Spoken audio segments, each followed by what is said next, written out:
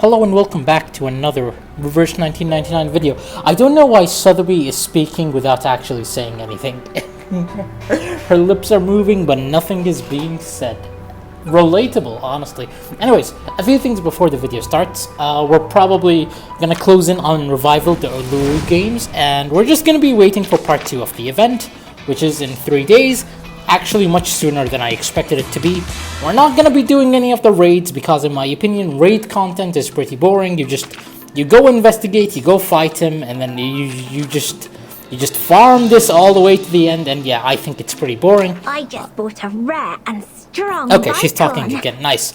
But this only came what out I'm really tonight. excited about is Anecdote. A bull? This one, Hey? mainly DK, because I like DK, and so I'm really excited to start this one. Again, it's just really coin flippy making these events content, because main story is main story. You know, it's big lore drops, it's interesting, and I like main story. The thing with Revival, the Uluru games, however, is it went a angle that, although I do understand why it went that way, I just don't think Makoer is a proper antagonist to the story. And not gonna lie, it really did feel like a ass pull towards the end where, you know, Ulu just tells Spatudea, conquer it, channel it, and make it yours. It's like, on one end I understand that Spatudea had good PR, it's just the way it happened. It's just, I don't know, a part of me refuses to believe it's that easy. You know, it's just, all this build-up, if there was any build-up in the first place, for nothing. I mean, the most interesting bit of dialogue was Spatudea getting into an argument with Ezra. The second most interesting part was Desert Flannel showing Ezra the real world, how Arcanists need to go to such lengths to compete with humans and how the world isn't fair, which again, main story elaborated on this, how Arcanists and humans aren't exactly head to toe, how Arcanists are discriminated against, and yeah, again, it's just, in my opinion, if I were to look at Revival, the Uluru games, as its own story, pretty good, but as a reverse story, here's where I'm not too convinced. So I'm really hopeful that the Long Night singing its Dirgesh, aka DK event, or DK backstory. I'm hopeful. Okay, I'm hopeful. Now again, raising hopes is not a good thing, because if the hope or if the expectation is not met, then it's obviously a disappointment. And so yeah, in any case, I'm almost done with university, so I apologize in advance, but Reverse 1999 will cease to be the main content. I mean, as long as Reverse makes content, I'll always make Reverse content. Okay, that's staying. But it's just, I do want to explore other stuff, you know what I mean? In any case, I apologize for taking your time. Let's hop right in. Revival, the Uluru games. Probably gonna be the last episode. I mean, to unlock hard mode, you need to beat level 15, so I'm not expecting any battles. The Epic of Runners, a warm flame adorned with honey-like tears. This half is for you, and this half is for me, my friend. I miss you so much.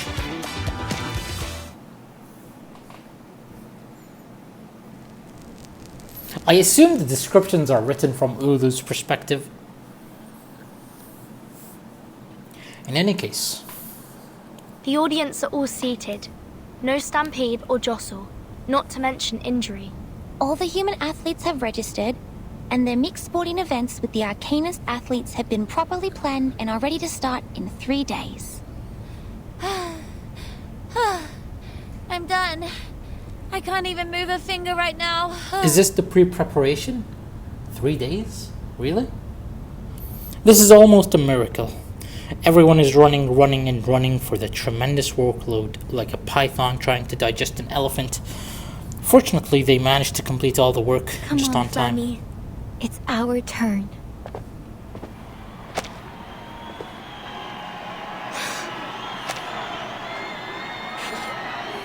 Again, we walk on this glorious path together, Ulu. Run. Get yourself running, child. Light up the Uluru torch, as you have promised. As I have promised. Her ribs tremble excitedly as Spathidia's heart flutters like a bird, now flapping its wings to fly away. Tired as her body is, the way Spathidia runs is as lively as her heart. I am running, even though the day I last ran here was 1,000 years ago. It feels just like yesterday to me. I ran across the long track, stepping on the burning red soil. I am sweating like a sparkling star. I am going to the top of the stadium to light up the torch. Ula, Ula. Have I grown up as you wish? Am I new and different now? Cheers, songs, whistles, and clicks encourage the girl forward. She runs as fast as she can, calling out, This is just a moment of my life, but I know you've waited 1,000,000 days and nights for it. I want you to be proud. I want you to be happy. This really does sound like a goodbye. it just does. My friend, my dear friend, you are already my Flammy. But you are actually more than that. You are also my Spathidia. My little girl. You have grown up as I have dreamt of countless times. The snakes who didn't lay a single tooth on you. Both your body and mind are intact. Hey, what's that? The Uluru flame is dropping water. I'm telling you, fire spirit just it cries.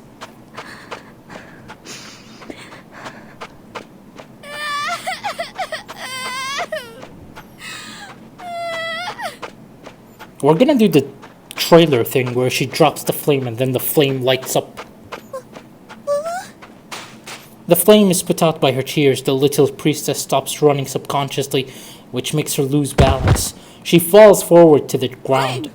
The Uluru flame, it's...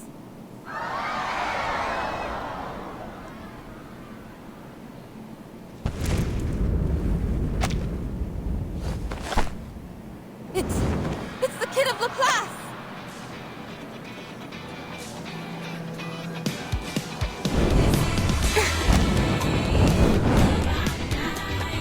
We are here together, time is now or never.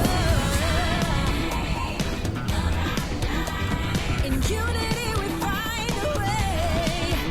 Now grow together, screaming on the Hey! sidelines. The Uluru flame, it's lit up again! You don't say! The flame that revives is burning in their joined hands, feeling warm and comfortable. Ezra finally hears the people's cheers as he looks around at a loss. We did it! The opening ceremony took place just as we planned. Yes! We made it! Thank you, Ezra! Is that gonna be a future skin or something? Spathidia holds the weak Ulu gently while holding the boy in her arms. The flame is burning in your hand. You share the same thought, don't you? It wouldn't have burned on you if you weren't wishing for the game sincerely. Yes, I do.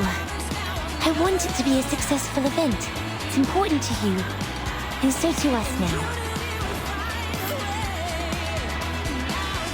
With a smile on his face, Ezra holds Spathidia's hand and lifts it to the air. To mankind and arcanists who are here with us or following the event through radio, TV, or internet, I invite you to witness the blazing of the Uluru torch. She is Ulu, the noble spirit of peace, hard work, and competition. In the past thousands of years, the holy fire has been to the highest mountain and touched the rocks in the deepest sea, taking the peace and all other noble qualities to every corner of this world. It was also brought out of this world, into space by rockets, and traveled among the stars. From ships to spaceships, from one hand to another. It has journeyed far. And now, for the first time, the torch to be lit has come to the flame. The flame is burning in the joint hands of human and arcanist. We hereby swear we shall forget the hatred, and chaos of the past. How did they like synchronize that though? We shall run in the name of sportsmanship. We shall walk in the original form of men. We shall compete against each other, not for victory, but for participation. That better be scripted by both of them, otherwise how did they both just miraculously think of the same stuff to say? To be continued, huh? No, but that cutscene did nothing! The Uluru Guardians, a doctor, a writer, a newsstand owner, a taxi driver, a high schooler math teacher, and a smelter. Did Medicine Pocket just do nothing this event? She better do something in part 2. Yeah, I don't know, man. I want the current existing characters to do something, and so they're doing a whole lot of nothing, I see. So, did Miss Desert Funnel go to the hospital to visit Mr. Makua? Yeah, she bought all the magazines with that photo and brought them to... Oh, wait. I guess you don't know the story between Desert Flannel and Makua. No idea. I was in my room pondering what happened that day. Don't look at me like that. I've told you I'll never repeat that story again. She looks pretty smug, I like it. Okay. I guess it doesn't matter if I never had the chance of hearing it. It's just a story. It is very hard to disappoint a child like that. Throwing her hands in the air, Desert Flannel declares her defeat. She makes some space and pats the seat beside her. Fine, I will tell it to you. Come over here, kid. You were so kind. Ezra sits beside Desert Flannel and waits like a quiet kitten. My apologies, ladies and gentlemen. Give me a moment to search up Desert Flannel's age. I am currently looking up Google right now. Desert Flannel. If I remember, Ezra should be around 14 or something. 14, 15, 13, that range. How old is Desert Flannel? Oh man, I hate fandom. It's just spamming me with ads. Oh, I'm like Kaiba getting blasted by Exodia with ads. Jeez. Oh no. So her birthday is September 22nd, but what is her age? 22. Not that much older. You must all know that I have many jobs. These part-time jobs eat away most of my time, but the clients who gave me these jobs never let me go home empty-handed.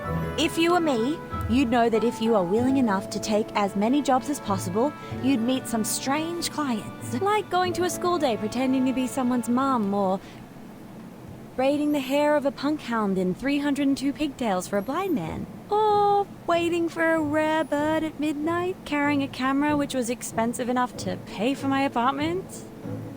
I know. Sometimes my colleagues in the class would also hire others to help collect information they need. But if we have the time, most of us would prefer to take a walk in the forest and try our luck. Yes, that's exactly what my client said.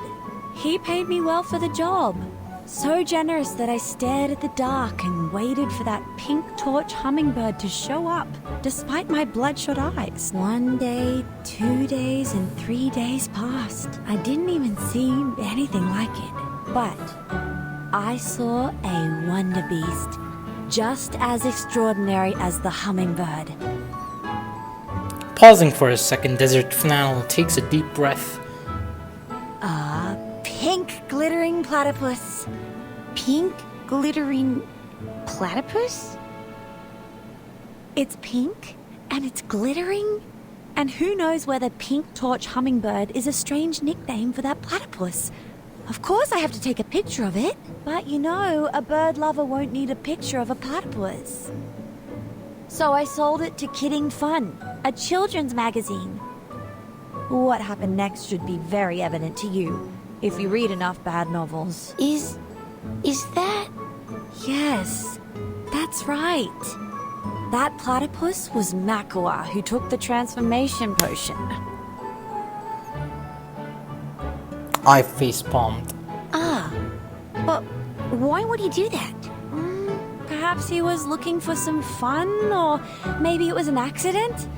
Anyway, according to him, someone pulled out a prank on him, and it was definitely not his own choosing. He quit his job the moment that picture was published.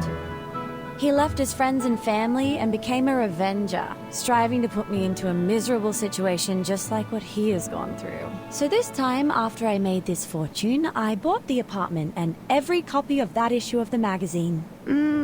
Were you planning to sell them all to Mr. McElroy? No, of course not. Come on, Miss Desert Flannel, my guy just gave you the perfect idea. Come on, man, Ezra is fit to be a future villain. You surprised me. You know, if I were to make a tier list right now, I would rank up Ezra a tier. Who do you think I am? I picked him up at the hospital, took him somewhere quiet, and burnt all the magazines in front of him. He was, oh my gosh, crying so loud. That was pleasant to hear. On the other side of the curtain, a young female voice interrupts the conversation. Miss Desert Flannel, Miss Babadia, and Mr. Ezra, the interview is ready to start. Please follow me to the stage. Yes. In a minute. The kids move before Desert Flannel does. Spathadia gets closer to Ezra and asks a question quietly. Did you get the ending of the story? No, not really. So there is something neither Arcanists nor humans can understand. Perhaps we can ask Vertin later. She's a bit older than us, but she's not here today. I think she went to the stadium with Miss Ulu.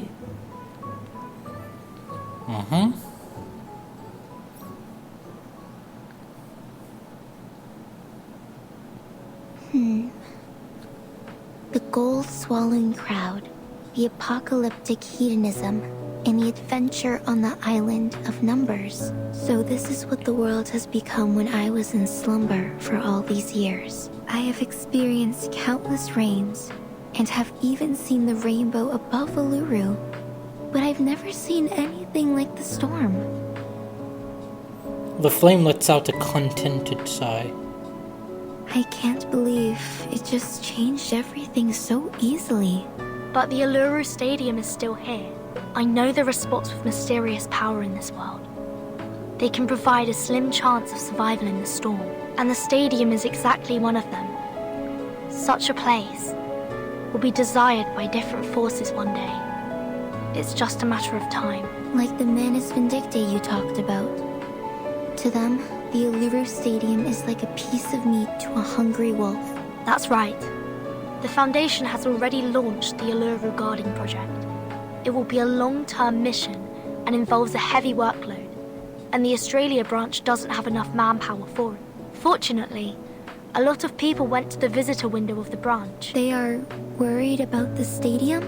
Yes, a lot. They volunteered to station here to protect it, even at the cost of their own time and effort. They have built the Uluru Guardians, which consist of 31 Arcanists and 29 humans.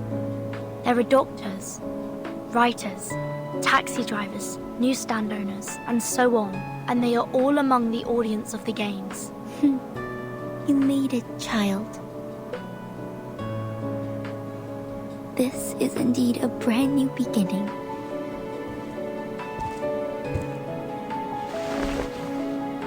That's why I want to keep it here.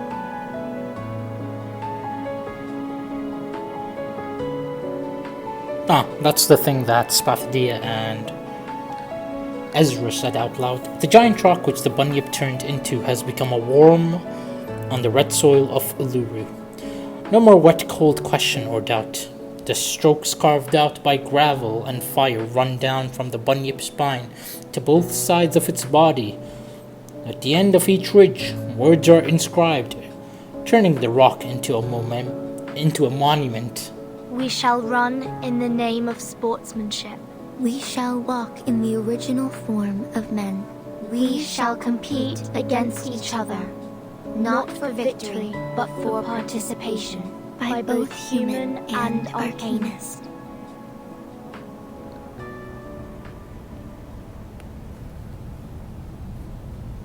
No matter how many times the storm reshapes the world from top to bottom, no matter how the times or the lifestyle change, no matter how ignorant people become, Whenever they open the gate to the Uluru Stadium again, they will remember the spirit and faith it has been conveying.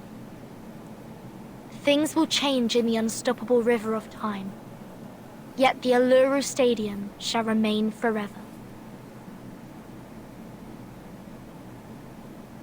Were you gonna say something very emotional just now?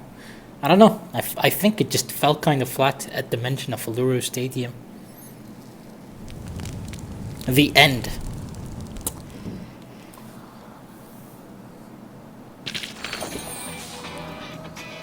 You know, as much as I want to talk more, I feel like throughout the episodes, I've voiced my opinions on the characters. I've voiced my opinion on the things that happened in the event. So I don't think there is anything to elaborate much on. Let's just claim our dispatch. Nope, nothing. I expected to read something, but it turns out we have nothing. Yeah, we really do. There's nothing left for us to do other than dispatch Matilda Boaniche again. And never mind, we're not even dispatching Matilda Boaniche. We're just gonna enter a battle against one wave, and that's really it. Well, ain't that lovely. Take it easy. Anyways, closing comments on the event. I don't know, I'm kind of underwhelmed in a way. It's like, okay, again, I said this at the start of the video, but I'll say it again. I'm underwhelmed at how the climax was handled. As a story by itself, it's good. As a reverse story, I'm not sure if this was... I don't know, I was expecting more, and... you know, actually forget even expecting more. It's just not the angle I expected the story to go, in a way. It's just... I actually don't know. I don't have many comments to say about the event. Like, again, there were some occasional lore drops which you can definitely leverage, but, you know, I was excited when I saw Medicine Pocket. I was really excited when I saw Bunny. I was really excited at the mention and the name drop of someone like LaSource and Click. And if we open the crew, as much as I hate him, I really wish to see more of him. Alright? This could have been Alien T debut. It could have been... I don't know. We could have seen something out of these characters. And it really is a shame. Because when I look at Melania event, when I look at Kalabana event, when I look at the event after them and the ones after them, if you open the banners, right? If you open the banners, look, it's Spathadia plus Ulu and DK. Although DK is already in the game, and fortunately she has her own event right here, which we will get into very soon. It's like, man, I really wish we'd just look at the characters, right? Tooth Fairy released, she got 2 characters, Blondie and Spathadia, no, Horopedia. Okay, so she has Blondie and Horopedia. Sure. Calabona had the Serpent Girl, and it had one other unit, I forgot the name. But both of them were in the event, and that's the point I'm trying to make. It's that we have a whole crew of characters here, and it really does feel like it's gonna take forever for us to see any stories out of these characters. I mean, don't get me wrong, Oliver Fogg here and Charlie have their stories up. I'm sorry. And I'm sorry. it's like, okay, we're eventually gonna get the story of every character. It's just a little, just a little underwhelming to me that the characters that did appear, Bunny, what's his name again? Where is he? Darley Clatter, Alien T, a LaSource name drop, Click name drop. It's just, I don't know, man. I really wish they'd do something more. Again, Medicine Pocket, completely irrelevant character. Unless part 2 of the event proves me wrong, which is in 3 days. So yeah, those are all my comments that I had so far. Yeah, I don't know what else to say. In any case, thank you for watching, and I'll see you on the next episode. Goodbye. You know what? I'll drop one summon for Ulu. Not even. I'm a fool. Don't panic, my lord. The chasing troopers are also part of the play.